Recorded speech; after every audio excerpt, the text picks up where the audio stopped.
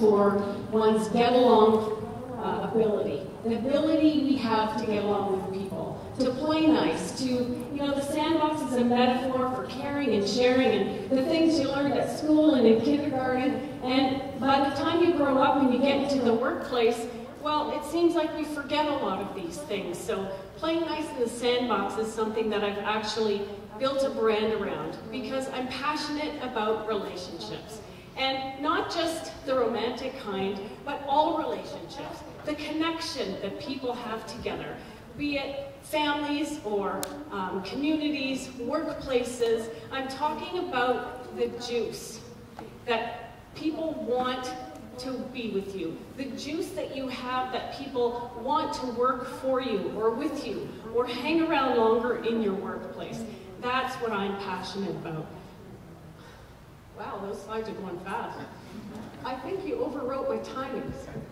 So one of the things I love to do in my own quest to build good relationships for my business is to delight people. So when I say delight people, I mean, you know, give them an experience that they won't forget.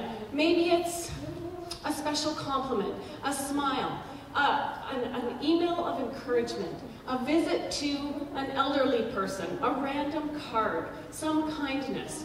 And when I stopped and asked myself, why am I so passionate about this? Why does it matter to me? I did some soul searching, and I got thinking about growing up.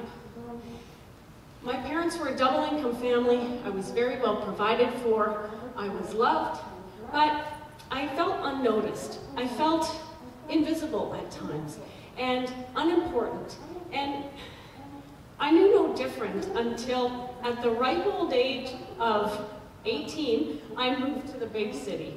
And I got working for a vice president of sales in a sales company, and he complimented me all the time. He praised me and he recognized me and he acknowledged me for the work that I did.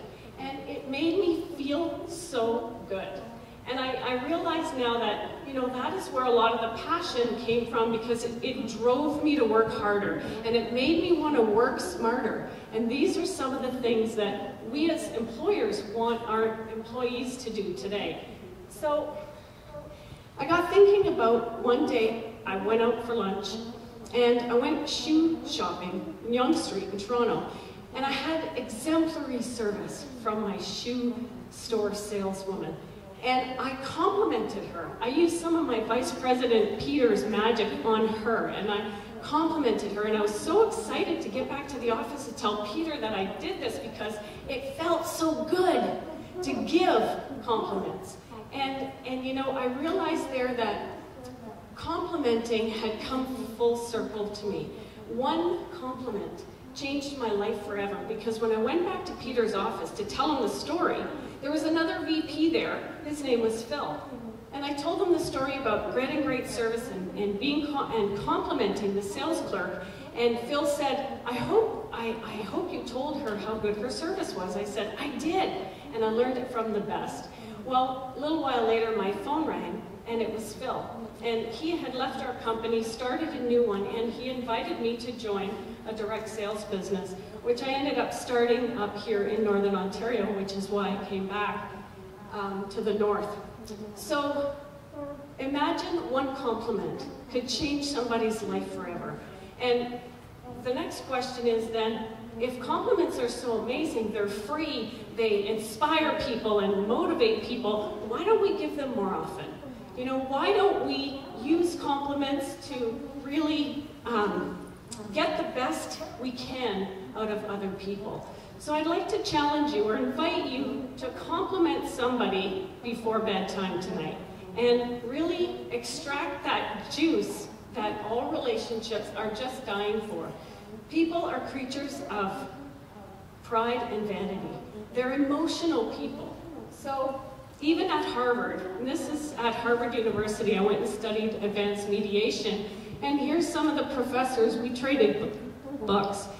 And even the most complex mediation strategies have basic roots of complimenting and recognizing and acknowledging the good in the other person.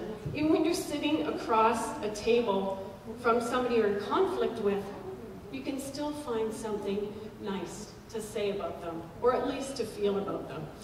And you know, when it comes to riches, this is my rich, this is my family. And you know, if you don't have good relationships, you really don't have a whole lot. And the next time I come up to talk at Ignite, I'm going to talk about what happens when people want to poop in your sandbox, because I know that's the next step. Thank you.